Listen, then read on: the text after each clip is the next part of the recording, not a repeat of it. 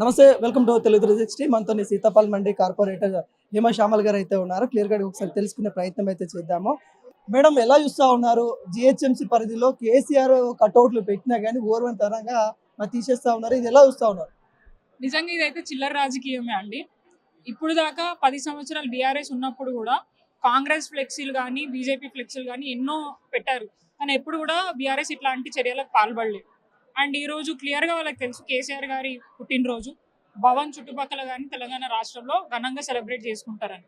And ఆయన తొలి ముఖ్యమంత్రి తెలంగాణ రాష్ట్రానికి. ఎన్నో మంచి పనులు చేసి తెలంగాణ రాష్ట్రాన్ని తీసుకొచ్చిండ్రు కాబట్టి ప్రజలలో ఆయనకు ఆ అభిమానం, ఆ ప్రేమ ఉంటుంది. అండ్ వాళ్ళందరూ సెలబ్రేట్ చేసుకుంటారు. దాన్ని చూడలేక ఫస్ట్ ఆఫ్ ఆల్ కేసీఆర్ గారిని చూస్తేనే వాళ్ళకి ఏదో అయిపోతుంది, ఫిట్స్ వచ్చే ఇది ఉంది. అందుకని ఆ ఫోటోలు ఎక్కడ కనిపించకుండా చింపే ప్రయత్నం చేస్తారు. ఇట్లాంటి చిల్లర రాజకీయాలు నిజంగా ఆ పార్టీకి కరెక్ట్ కాదు, అక్కడ ఉన్న వ్యక్తులకు కరెక్ట్ కాదు. రానున్న రోజుల్లో అక్కడ పార్టీ కాకుండా మేయర్ గారు ఆదేశాల మేరకు తీసేసామన్నట్టు కూడా అక్కడ ఉన్న అధికారులు, డిఆర్డిఓ అధికారులు చెప్తున్న తరుణం కనబడతా ఉంది. ఎలా చూస్తారు? మేయర్ గారు మీ పార్టీలో గెలిచి ఈ రోజు తను చేస్తున్న తీరుని ఎలా ఖండిస్తారు? ఒక మహిళగా నేను నిజంగా సిగ్గుపడుతున్నాను. మహిళా మేయర్గా ఉండి గతంలో బీఆర్ఎస్ పార్టీ ఆమెకి ఇప్పుడు దాకా ఏ పార్టీకి నుంచి టికెట్ రాలేదు. కేవలం కేశవరావు బిడ్డ అని చెప్పేసి మొదటిసారి కానివ్వండి, రెండోసారి కానివ్వండి వారికి టికెట్ ఇవ్వడం జరిగింది. ఆ తర్వాత కూడా చాలా మంది మేయర్గా ఆమెకు అవకాశం ఇస్తా అన్నా కూడా మా కార్పొరేటర్లకు ఎవరికి చాలా మందికి ఇష్టం లేదు. కానీ కేవలం కేసీఆర్ గారి డెసిషన్ మేరకు వారు మాకు అందరికి సపోర్ట్ చేయమన్నారని మేము వారికి సపోర్ట్ చేయడం జరిగింది. మా అందరి సపోర్ట్ తోటి కేసీఆర్ గారు ఇచ్చిన భిక్ష తీసుకొని ఈ రోజు కేసీఆర్ గారి పుట్టినరోజున ఇట్లాంటి పనులు చేయడం అనేది నిజంగా ఆమెకు సిగ్గు ఉండాలి కొద్దిగా అయినా. ఒక మేయర్గా, హైదరాబాద్ మేయర్గా చేసింది ఎవరు అనేది ఆమె చరిత్ర చూసుకుంటే బాగుంటుంది. ఆయన ఒక పార్టీ అంటే కేశవరావు గారికి కొద్ది గొప్ప మర్యాద ఉంది. పార్టీ మారిన తర్వాత ఆయంత మర్యాద కూడా పోయింది. వీరి మీద అసలుకే లేదు, మేయర్ గారి మీద అసలుకే లేదు. మహిళల పట్ల గౌరవం ఉండదు, ఒక మహిళగా మహిళల పట్ల గౌరవం ఉండదు. అండ్ తెలంగాణ జిహెచ్ఎంసీలో ఉన్న ప్రజలకి ఎటువంటి సేవ చేసింది లేదు. ఆమెకంటూ ఒక మార్క్ లేదు. కేవలం కేసీఆర్ గారు ఆమెని మేయర్ చేయాలి, ఒక బీసీ బిడ్డను మేయర్ చేయాలని అనుకున్నారు కాబట్టి మేము చేసిన తప్పుకి ఇప్పుడు మేము కూడా అనుభవిస్తున్నాం. క్లియర్ కట్ గా చెప్తా ఉంది, మళ్ళీ కాంగ్రెస్ సంబంధించిన కార్పొరేట్లు గెలుస్తారు, మళ్ళీ నేను మేయర్ గా ఉండబోతా ఉన్నట్టుగా ఒక ధీమా వ్యక్తం చేస్తా ఉంది. అంత ధీమా వ్యక్తం చేయడానికి గల కారణాలు ఏంటి అంటారు? అసలు నిజంగానే కార్పొరేట్ల వ్యతిరేకత ఉందంటారా? మీరు ఒక్కసారి వెళ్ళి కాంగ్రెస్ కార్పొరేటర్లను అడగండి, ఆమెను వ్యతిరేకిస్తున్నారు ఫస్ట్ ఆఫ్ ఆల్ వాళ్ళే. సొంత పార్టీ కాంగ్రెస్ ఏదైతే ఆమె నా పార్టీ నేను నాయన పుట్టిన పార్టీ అనుకుంటా పోయిందో ఆ పార్టీలోనే ఆమె పూర్తి వ్యతిరేకత ఉంది. మొన్న పెట్టిన ఆమె మీటింగ్ లో 3 కంటే ఎక్కువ కార్పొరేటర్లు అటెండ్ కాలేదు. తర్వాత పొన్నం ప్రభాకర్ తో బెదిరించుకొని కార్పొరేటర్లను పిలిపించుకున్నారు. అంటే సొంత పార్టీలోనే వాళ్ళకి వ్యతిరేకత అయితే ఉంది. అండ్ రేపటి రోజున ఆమెకు టికెట్ ఇస్తారో ఇయ్యారో అనేదే డౌట్ ఆమెకు ఉంది.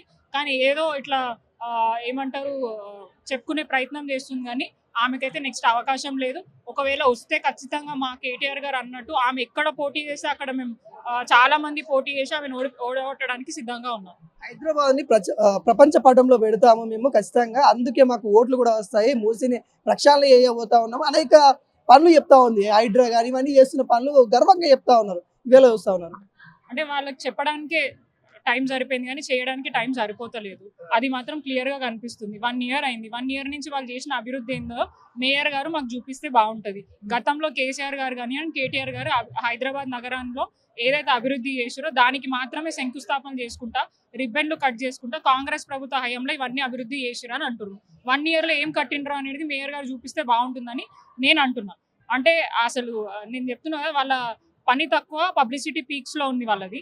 సో ఇట్లాంటి పనులు చేసుకుంటానే వాళ్ళు టైం గడుపుతున్నారు తప్ప హైదరాబాద్కి కానీ తెలంగాణ ప్రజలు కానీ వాళ్ళు పీకింది లేదు, చేసింది అయితే ఏం లేదు. ఇంకోటి, మహిళల గురించి మాట్లాడుతున్న సందర్భంలో ఏదైతే కల్వకుంట్ల కవిత గారు నిన్న పింక్ బుక్ ఒకటి రాస్తామని తను చెప్పడం జరిగింది. పింక్ బుక్ కాదు, బ్లాక్ బుక్ రాసుకొని నువ్వు అది అనుకుంటే ఎద్దేవా చేస్తా ఉన్నాను. దాని గురించి ఏం మాట్లాడచ్చు?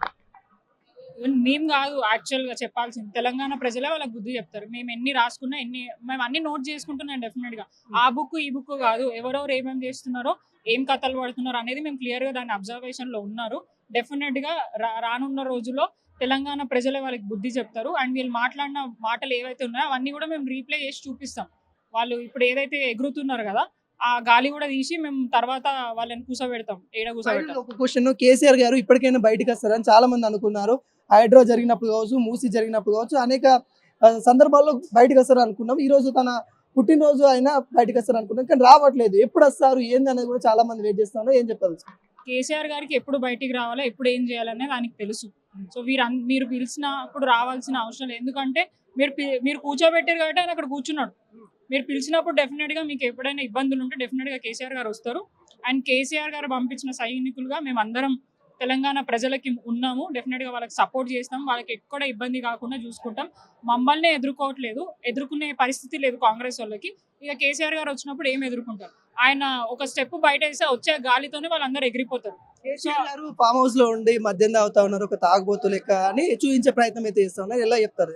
అంటే ఇదే చిల్లర రాజకీయాలు, డైవర్షన్ పాలిటిక్స్ అనేటివి. అంటే ఇగో ఇట్లనే ఒకరి మీద క్యారెక్టర్ అసాసినేషన్ చేయడము, వాళ్ళ మీద ఇట్లా దుమ్మెత్తి పోయడం, అట్లాంటివి మాకు శాత కాదు. మా కేసీఆర్ గారు అట్లాంటివి చేయలేదు.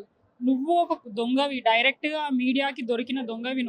నువ్వు కేసీఆర్ గురించి మాట్లాడుతున్నా దానికి వాలిడిటీ ఉండదు, క్రెడిబిలిటీ ఉండదు. సో నీ మాటలను ఎవడు పట్టించుకోవడం. తెలంగాణ రాష్ట్ర ప్రజలకు అందరికీ తెలుసు కేసీఆర్ గారు అంటే ఏంటిది, ఆయన వ్యక్తిత్వం ఏంటిది, ఆయన క్యారెక్టర్ ఏంటిది అనేది తెలంగాణ ప్రజలకి తెలుసు. 100కు పైగా కేసులున్న రేవంత్ రెడ్డి, ఆయన అన్ని క్రిమినల్ కేసెస్ ఉన్నాయి.